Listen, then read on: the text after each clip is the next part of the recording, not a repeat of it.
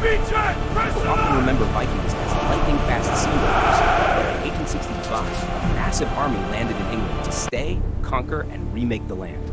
The question is this: why did the Anglo-Saxon kingdoms not collapse together, but instead break apart one by one before the same enemy at all?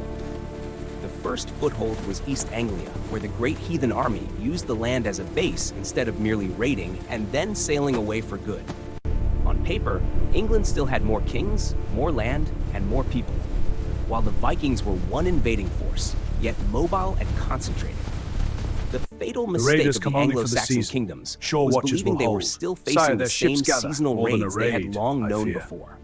The first alarm came when the Vikings did not leave, but wintered in place, gathered horses and supplies, and prepared to strike deeper inland. We'll hunt when the snow breaks. The next thrust hit Northumbria, just as that kingdom was being torn apart by the struggle for power between Ella and Osbert for the throne. In 866 to 867, the Vikings seized York and turned the city into a northern stronghold, locking down the center of Northumbrian power for years. The space of the conflict tightened at once when Ella and Osbert were forced to unite and strike at the very city they had already lost. The first clash at York did not bring liberation. It turned the Anglo-Saxon counter into a direct charge against the Viking fortress. The Vikings did not break.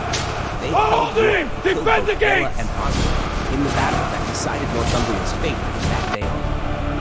From the moment Northumbria fell, East Anglia and then Mercia were beaten in turn, with kings killed, deposed, or forced to run for survival. By 871, that wave of invasion had smashed through most major kingdoms, and only Wessex remained still unbeaten, unbroken, and standing firm.